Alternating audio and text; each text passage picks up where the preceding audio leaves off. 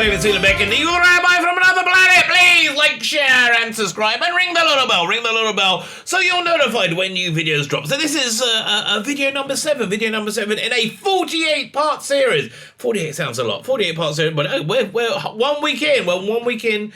This globe runs for 7 weeks, so we're 1/7 of the way through.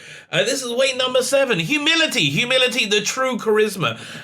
So before we get into this, I can ask you: can you hit the like button, the share button, and the subscribe? And I ask you with all humility, can you do all that? Can you hit the like, share, and the subscribe button? The subscribe button is fan dabby double dozy. If you want to be super nice, go check out my my Indiegogo campaign right here. 2 incredible graphic novels, and look, if it's not your type of thing, go share it. That's where I'll be absolutely wonderful. So let's talk about humility. Let's talk about the 48 ways to wisdom. Just a quick introduction. What are the 48 ways to wisdom? They are it's a tractate of something called the Mishnah. The Mishnah is a codification of Jewish laws from about 2,000 years ago, and one of the volumes is called Pirkei Avot. That volume is essentially like really smart things that everybody should know, right? That's basically, I would say Pirkei Avot. And again, it doesn't matter where you are in life, what you believe. If you believe in God, you don't believe in God, you're Jewish, whatever. This is all just good wisdom. Pirkei Avot is full of good stuff. It's called ethics ethics of our fathers. I do recommend you check it out. So one of the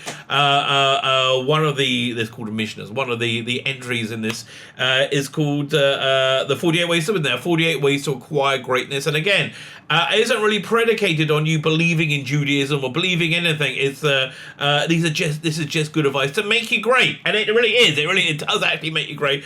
So this has been really good for me because I haven't actually gone and looked over these things for many years. This was developed by this class was developed by Rabbi Noah Weinberg of blessed memory. He was my rabbi, the Rosh Yeshiva of the rabbinical ceremony Aish Torah. We were in well, it still is in the old city of Jerusalem. So this is again his big thing. If you're interested to buy it, they have a book. Go and buy the book. It will tell you pretty much everything you need to know. But anyway, there's 48 things that you can basically do constantly. You can do all these things constantly, and they make you great. And they really do. They absolutely generally do. So way number 7 is humility, and they call this one the true charisma. Let's go and open up this page. There you go. Humility, the true charisma. I'll put a link to this in the video notes. And again, down there, you see here, this is the book, The 48 Ways to Wisdom. That's Rabbi Noah Weinberg, you see on the cover. So the first thing they say, and I think they're very smart with starting with this, humility is not an inferiority complex. It's doing the right thing and not being dependent on the opinion of others. And boy, is this true. Oh, man. And again, I didn't really realize this. I haven't thought about this for years. This is just something I have ingrained in me, right? So what is humility? Humility, and people think, oh, I'm nothing. I'm just dust in the wind. People think, yeah, no. Humility, again, is exactly as it said,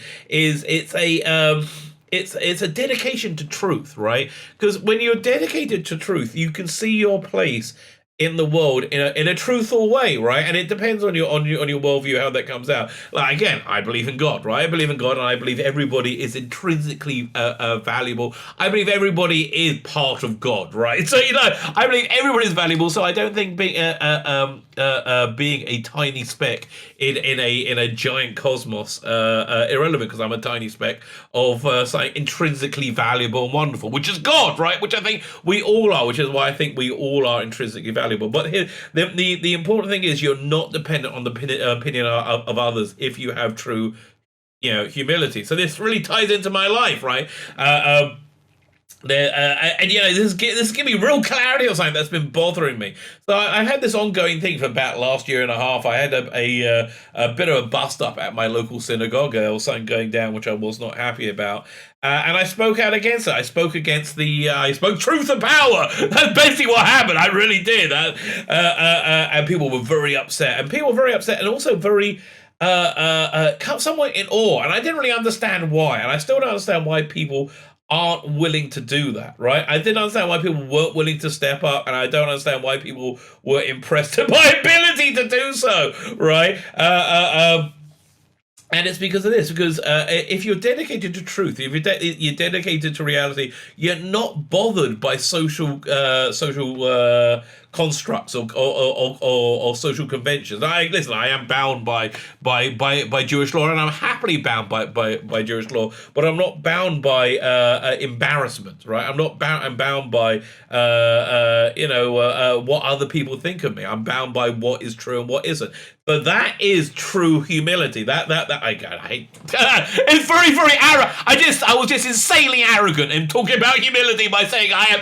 No, I'm not. But again, this is a path to humility. This is basically what we're talking about. But again, you're not dependent on the opinions of others, because when one is arrogant, when one is arrogant, they basically believe in themselves more than anything else. They basically think, I am the only thing that counts. I am the only person that counts. Whereas if you have, humility, you're connected to truth, and you see yourself as a part of a greater whole rather than the greater whole. So this is a great, what's the word?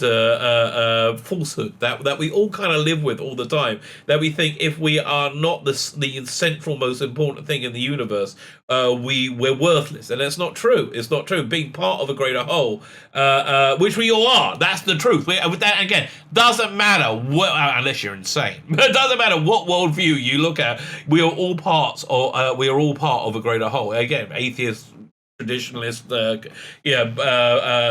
was it creationist, and we're all parts of a greater whole, and that doesn't diminish you. That frees you, right? That again, one of the headlines here. It transcends you from pettiness, because you're an arrogant person, right? And you're the only thing that matters. Somebody slights you, you cannot let that go, right? You can't. That's like the most important thing as well. But if somebody does something that's intrinsically wrong, you will stand against it, and you will not have fear, right? And that's what real charisma is. And again, this is why people reacted to me. And it's weird. And I'm telling you from inside me. It was weird the way people acted. I just didn't understand why. What was the big deal, right? I didn't understand what was a big deal about telling the truth. But again, to tell the truth, you need to give up on the falsehood that you are the central, most important thing as well. But by doing that, that's the incredible thing about the paradoxical nature of a lot of these 48 ways. If you do one thing, you're going to think you're going to end up one place, but you're going to end up in the exact opposite place. So the other thing about being dedicated to truth is human beings have an intrinsic need for meaning, for understanding, humility, a dedication to truth, feeds that, and again gives you insane charisma. It really, really does. So you got to work out. It says here what your cause is. That's a good thing too. You got to really work out. Again, by Rabbi Weinberg, he used to say that if you don't know what you're willing to, if you don't know what you're willing to die for, you don't know what you're willing to live for. And it's true. That's a way of finding your cause. You work out what you're willing to die for, and then you have an idea of what you're willing to live for. So one of these things is God is the ultimate meaning, and it's truth, because I believe God is truth, right? I believe that that reality is in fact God, right? And everything else is facade and an illusion. But it opens the humility again of being able to make yourself. Being able to understand that you are not the central cause of everything in you, but again, you are an intrinsic part of what creates this wonderful reality that we do live in. And I do believe, even though we humans do a lot of bad stuff, I believe we live in a wonderful, reality that just gives you self-worth. So, okay, why? So the bullet points they have with this one is why is humility a way to wisdom? Humility generates truth and objectivity. It absolutely does. I think truth. I would go say it the other way. I say truth generates humility and objectivity. Or truth generates objectivity and humility. Right, that way around.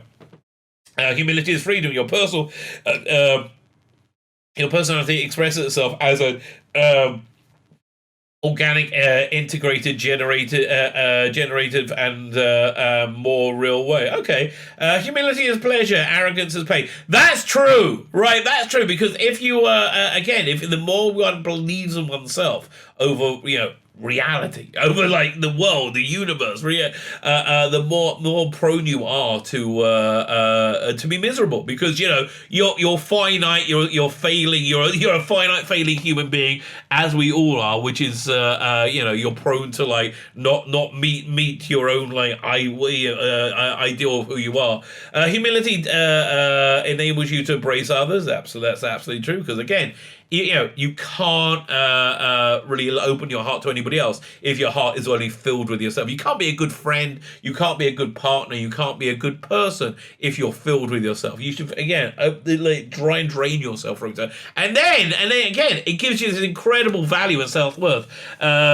His final line is, until you know what you're willing to die for, you haven't begun to live. And again, I remember Ravnach saying that many, many times over. Very, very true. Good advice, which is what all this is. So that's number 7 in the 48 Ways to Wisdom. Humility, the true charisma. And it's funny, they couldn't even put, humility has got such a bad rap, they can't even put that in the title. Yeah, but it's true. Humility is the true charisma. My name is Sheila Beckett, the Rabbi from another planet. Please like, share, and subscribe, and ring that little bell. Ring the little bell so you're notified when new videos drop.